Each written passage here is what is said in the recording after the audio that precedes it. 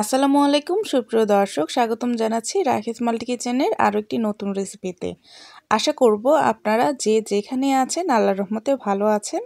আমিও আল্লাহর অশেষ রহমতে আলহামদুলিল্লাহ পরিবারের সবাইকে নিয়ে ভালোই আছি।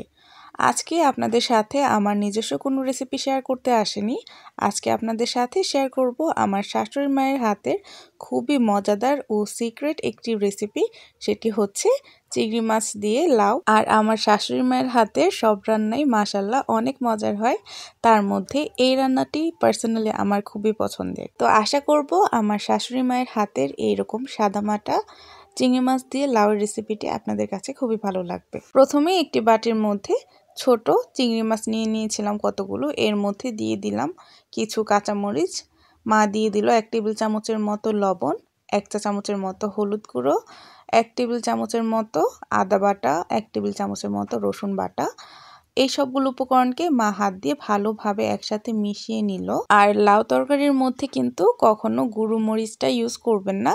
এখানে ঝাল বেশি কিংবা কম খেতে চাইলে সেই অনুযায়ী এখানে কাঁচা মরিচ ইউজ করবেন এবং সামান্য একটু পরিমাণ পানি দিয়ে এই সবগুলো উপকরণকে ভালোভাবে মিশিয়ে এক সাইডে রেখে দিয়েছিল। এইগুলোকে সাইডে রেখে এবার চুলায় একটি হাঁড়ি বসিয়ে এর মধ্যে কিছু পেঁয়াজ কুচি দিয়ে এবং সামান্য একটু তেল দিয়ে এগুলোকে নেড়ে চেড়ে ব্রাউন কালার করে ভেজে নিচ্ছিল। এখানে অনবরত মা এগুলোকে নেড়ে চেড়ে হালকা একটু ব্রাউন কালার করে ভেজে নিয়েছিল। আর আমি কিন্তু আমার ম্যাক্সিমাম রান্নাই আমার শাশুড়ি মায়ের কাছ থেকে শিখেছি।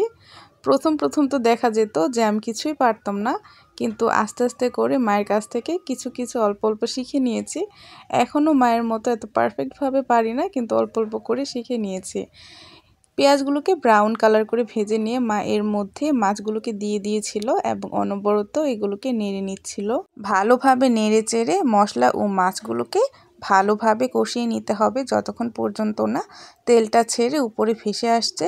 আর দেখতে পাচ্ছেন মাশাআল্লাহ উপর থেকে কিন্তু তেলটা অনেকটাই ভেসে এসেছে, তার মানে কিন্তু মাছ ও মশলাগুলো ভালোভাবে কষিয়ে এসেছে। এবার এখানে কিছুটা পানি অ্যাড করে দিল। পানি অ্যাড করে এগুলোকে নেড়ে চেড়ে ভালোভাবে বলক তুলে নিতে হবে। যখন চারপাশ থেকে মশলাগুলো ভালোভাবে বলক চলে আসবে তখন এখানে আমি দিয়ে দিচ্ছি আগে থেকে কেটে রাখা লাউ। এটি একটি কচি মিডিয়াম লাউ ছিল, মিডিয়াম সাইজের একটি লাউ ছিল। আর এখন যেহেতু শীতকাল চলে এসেছে তার মানে কিন্তু বিভিন্ন প্রকারের সবজির মৌসুম চলে এসেছে, তার মধ্যে কিন্তু লাউ একটি অন্যতম সবজি। আর আমাদের ঘরে কিন্তু প্রায় নিত্যদিনই এই লাউ থাকে। স্পেশালি আমার মায়ের হাতের এই লাউ তরকারিটি তো আমাদের খুবই পছন্দের। এবার এই লাউগুলোকে ঢেকে দিতে হবে। ঢেকে দেওয়ার পর কিছুক্ষণ পরে কিন্তু এই লাউগুলো থেকে পানি ছেড়ে দিবে।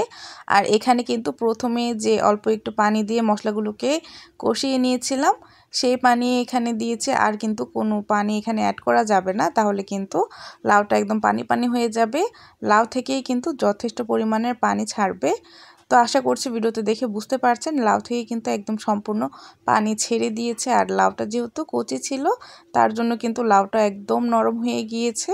2-3 বার করে এভাবে ঢাকনা দিয়ে ঢেকে নেড়ে চেড়ে আমি রান্না করে নিচ্ছিলাম। আর লাউ তরকারি রান্না করার সময় মা যতটা সম্ভব কম মশলা ব্যবহার করার চেষ্টা করে, এতে করে লাউয়ের যে নিজস্ব গন্ধটা থাকে সেটা বজায় থাকে। এতে করে লাউটা খেতে খুবই ভালো লাগে।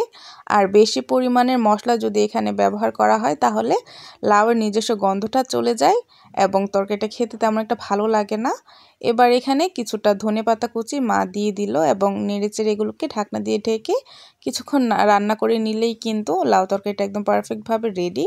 এবার চুলাটা অফ করে আপনাদেরকে সার্ভ করে দেখাচ্ছি। তো দেখে নিয়েছেন তো কতটা সাদামাটাভাবে এই তরকারিটা রান্না করেছে এবং খেতে কিন্তু দুর্দান্ত হয়। চিংড়ি মাছ এবং লাউয়ের স্মেলে ভরপুর এই তরকারিটা ভাত কিংবা রুটির সাথে খুবই দুর্দান্ত লাগে। আশা করব আপনারা এই শীতের মৌসুমে এই রেসিপিটি বাসায় একবার ট্রাই করবেন, দেখবেন সবাই খুবই পছন্দ করবে। আর লাউ হচ্ছে এমন একটি স্বাস্থ্যকর সবজি যার খোসা থেকে শুরু করে সব কিছুরই গুণের কথা বললে শেষ হবে না। তো এই তো ছিল আমার শাশুড়ি মায়ের হাতের খুবই সাদামাটাভাবে একটি রেসিপি। আশা করব আমার শাশুড়ি মায়ের আজকের এই রেসিপিটি আপনাদের কাছে খুবই ভালো লেগেছে। ভালো লাগলে আমার ভিডিওটিকে একটি লাইক কমেন্ট শেয়ার করে দিতে পারেন এবং আমার চ্যানেলটিকে সাবস্ক্রাইব করে রাখতে পারেন। আর যদি পেজ থেকে দেখে থাকেন তাহলে পেজটিকে ফলো দিয়ে রাখবেন। ধন্যবাদ।